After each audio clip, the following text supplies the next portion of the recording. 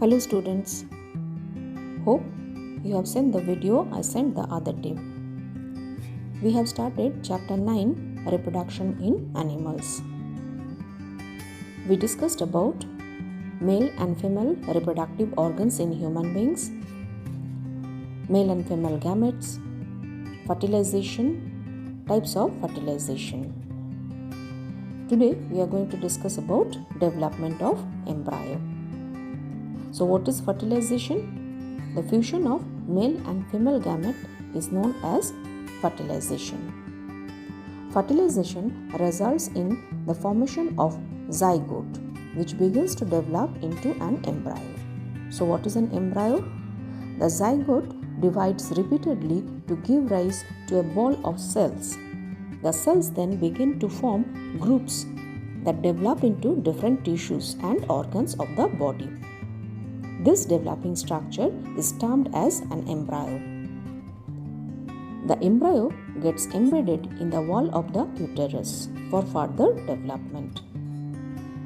Here you can see the diagrams.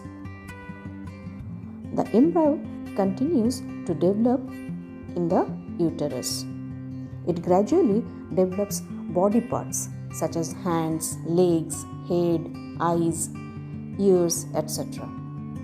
The stage of the embryo in which all the body parts can be identified is called a fetus. So what is a fetus? The stage of the embryo in which all the body parts can be identified. When the development of the fetus is complete, the mother gives birth to the baby. Internal fertilization takes place in hens also. But do hens give birth to babies like human beings and cows? You know that they do not. Then how are the chicks born? Let us find out. Soon after fertilization, the zygote divides repeatedly and travels down the oviduct. As it travels down, many protective layers are formed around it. The hard shell that you see in a hen's egg is one such protective layer. After the hard shell is formed around the developing embryo, the hen finally lays the egg. The embryo takes about 3 weeks to develop into a chick. You must have seen the hen sitting on the egg to provide sufficient warmth. Did you know that development of the chick takes place inside the eggshell during this period? After the chick is completely developed, it bursts open the eggshell.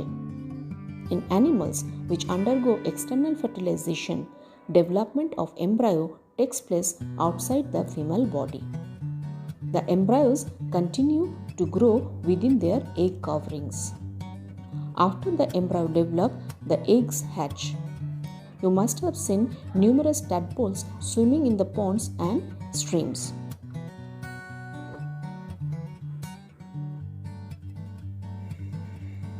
We have learnt that some animals give birth to young ones, while some animals lay eggs, which later develop into young ones.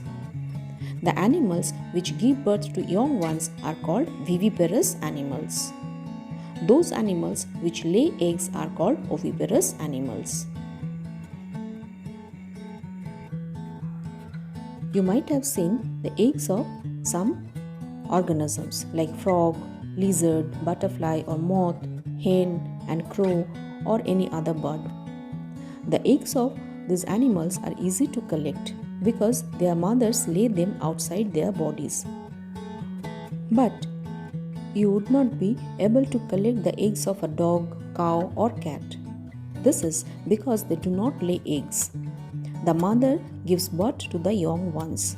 These are examples of viviparous animals.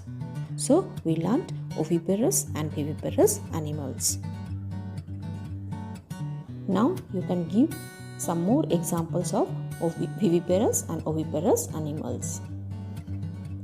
The new individuals which are born or hatched from the eggs continue to grow till they become adults. In some animals, the young ones may look very different from the adults. Recall the life cycle of the silkworm which you have studied in class 7.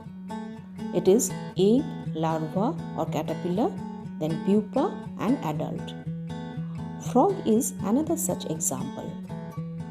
Observe the different stages of frog starting from the egg to the adult stage.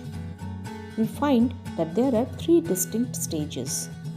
That is, first egg, then tadpole, that is the larval form, and then adult.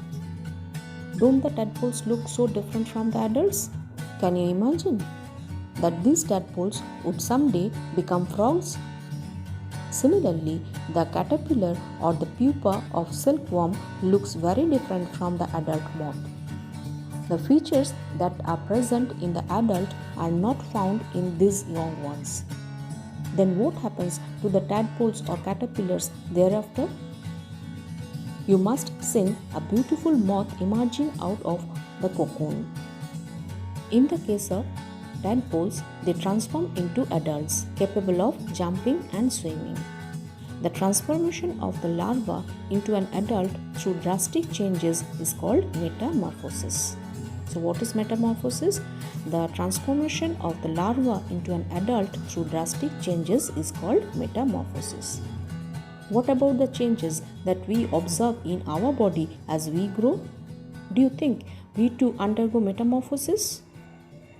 Actually, in human beings, the body parts similar to those present in the adults are present from the time of birth. So, we do not go this type of drastic changes. So, today up to this much. Thank you, students.